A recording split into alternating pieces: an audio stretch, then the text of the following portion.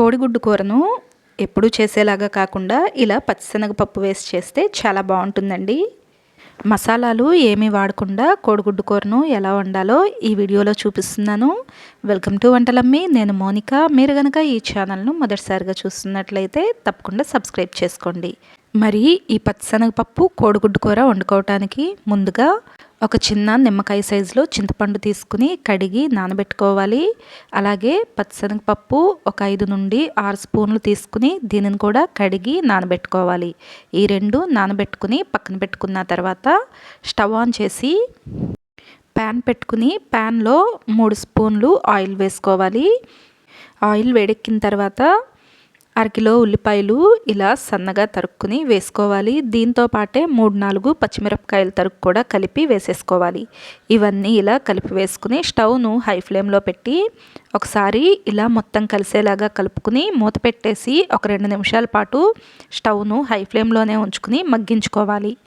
ఇలా కాస్త మగ్గిన తర్వాత మనం ముందుగానే నానబెట్టుకున్న పచ్చిశనగపప్పు నీరంతా వడకట్టేసి పచ్చిశనగపప్పును ఈ ఉల్లిపాయల్లో వేసేసుకోవాలి.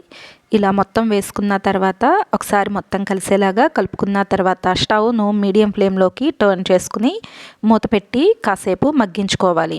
ఇలా ఒక 2-3 నిమిషాల పాటు మగ్గిన తర్వాత టమాటాలు ఇలా చిన్న ముక్కలుగా కట్ చేసుకుని ఆ ముక్కలను కూడా దీనిలో యాడ్ చేసుకుని మరొకసారి మొత్తం కలిసేలాగా కలుపుకుని మూత పెట్టేసి మగ్గించుకోవాలి.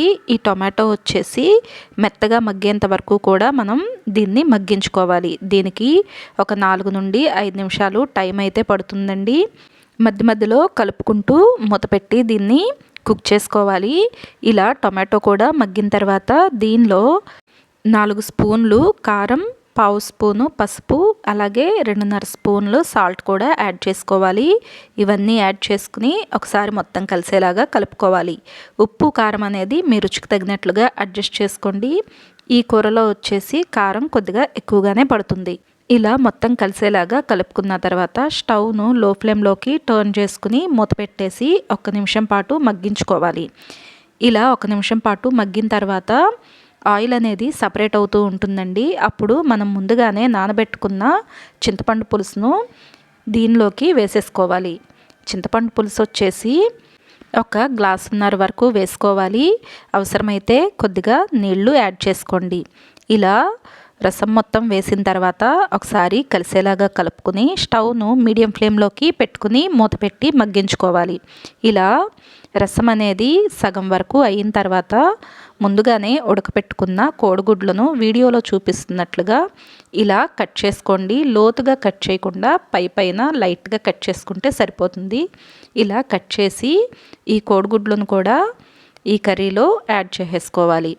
యాడ్ చేసిన తర్వాత మొత్తం కలిసేలాగా ఒకసారి కలుపుకుని స్టవ్ను లో ఫ్లేమ్లోకి టర్న్ చేసుకుని మూత పెట్టేసి మగ్గించుకోండి. మీకు అవసరం అనుకుంటే లేదా కూర మరీ దగ్గర పడిపోయింది అనిపించినా కూడా ఒక 1/2 గ్లాసు నీళ్లు కోడిగుడ్లు వేసేటప్పుడు వేసుకుని స్టవ్ను లో ఫ్లేమ్లోకి టర్న్ చేసుకుని ఇలా అవసరమైనప్పుడు మధ్య మధ్యలో కలుపుకుంటూ మూత పెట్టి కుక్ చేసుకోవాలి.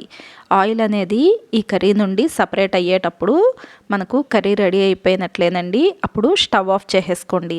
ఈ కోడిగుడ్లు మనం చూపించినట్లుగా ఈ షేప్లో కట్ చేయటం వలన కర్రీ చూడటానికి బాగుంటుంది, అలాగే టేస్ట్ కూడా బాగుంటుంది. మరి ఈ వీడియో మీకు నచ్చితే తప్పకుండా లైక్ చేయండి. అలాగే మీకు ఎలా అనిపించిందో కమెంట్ సెక్షన్లో కమెంట్ చేయండి. ఈ వీడియోని మీ ఫ్రెండ్స్ ఇంకా ఫ్యామిలీ మెంబర్స్కు షేర్ చేయండి.